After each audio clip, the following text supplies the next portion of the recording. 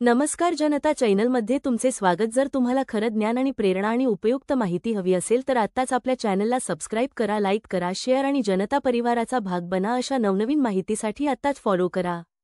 अंगणवाडी सेविका मदतनीस पगारवाढ, जानेवारीपासून किती वाढ? संपूर्ण माहिती इथे। नमस्कार मित्रांनो, अंगणवाडी सेविका आणि मदतनीस यांच्यासाठी अत्यंत महत्त्वाची अपडेट।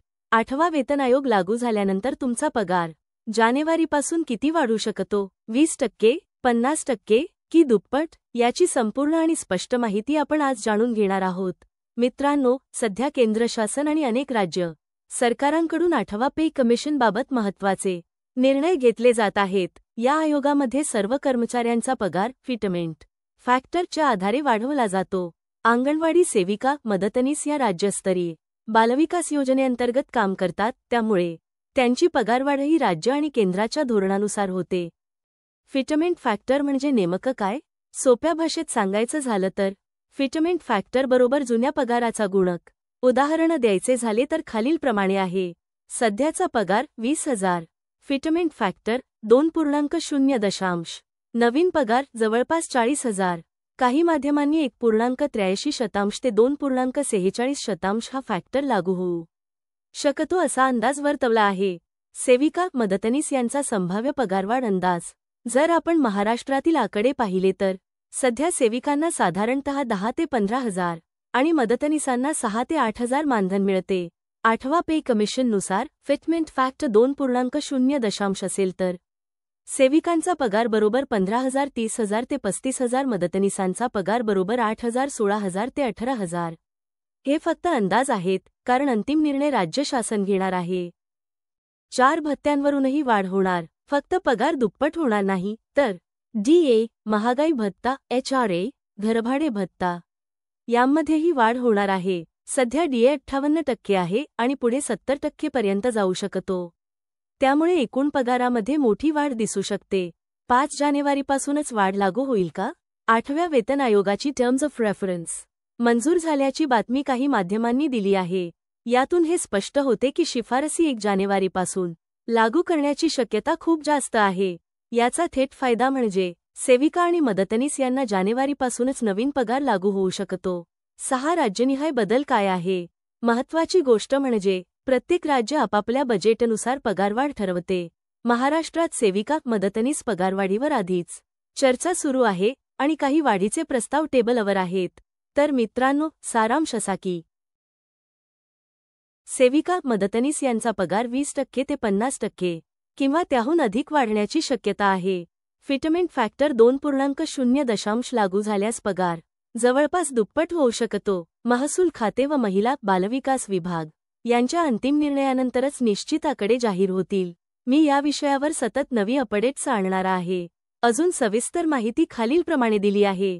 आपण पुढीलप्रमाणे 8वा वेतन आयोग, 8वा पे कमिशनचा संदर्भ देत अंगणवाडी विकास विभाग महाराष्ट्र अंतर्गत कार्यरत अंगणवाडी सेविका मदतनीस यांचा जानेवारीपासून होणारा पगारवाढीचा अंदाज आणि त्यासंबंधित मुद्दे एकत्र सादर करतो। कृपया लक्षात घ्या, खाली दिलेली माहिती अंदाजे आहे, कारण प्रत्यक्ष निर्णय अद्याप पूर्णपणे शासनस्तरीयपणे जाहीर झालेले नाहीत। पृष्ठभूमी आपण पाहू। अंगणवाडी सेविका मदतनीस हे राज्यस्तरीय बालविकास व महिला सक्षमीकरण योजनेअंतर्गत कार्यरत आहेत।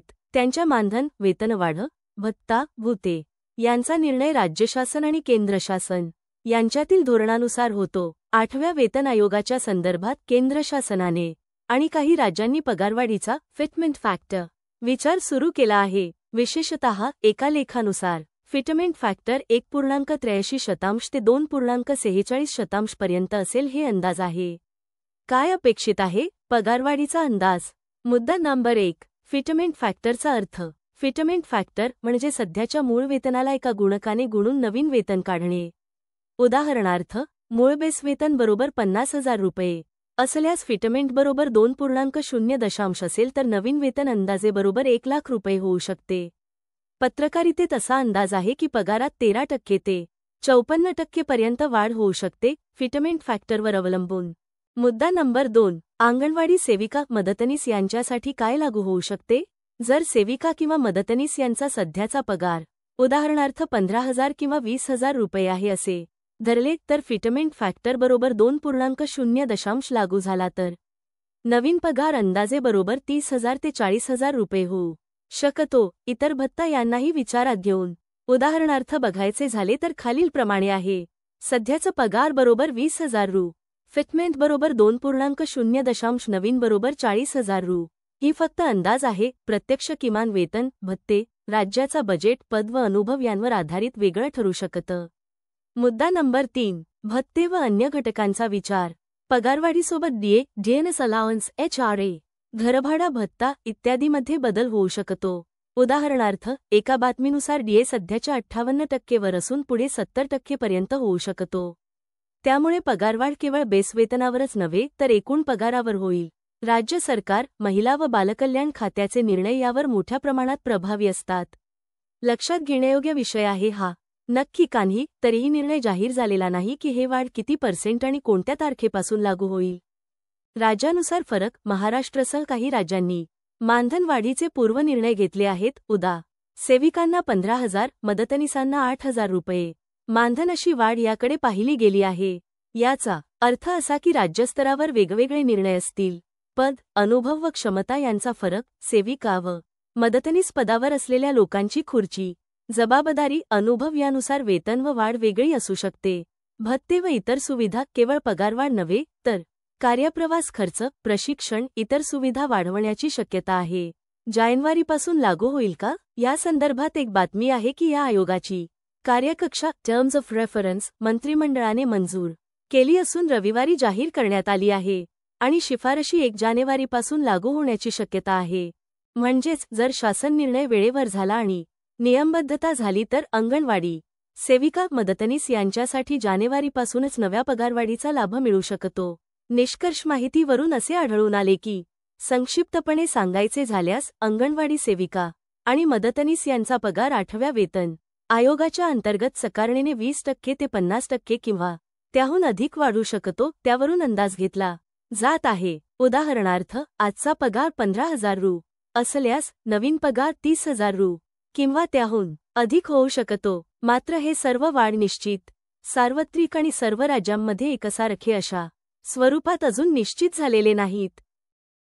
नमस्कार जनता चॅनलमध्ये तुमचे स्वागत. जर तुम्हाला खरं ज्ञान आणि प्रेरणा आणि उपयुक्त माहिती हवी असेल तर आत्ताच आपल्या चॅनलला सबस्क्राईब करा, लाईक करा, शेअर आणि जनता परिवाराचा भाग बना. अशा नवनवीन माहितीसाठी आत्ताच फॉलो करा.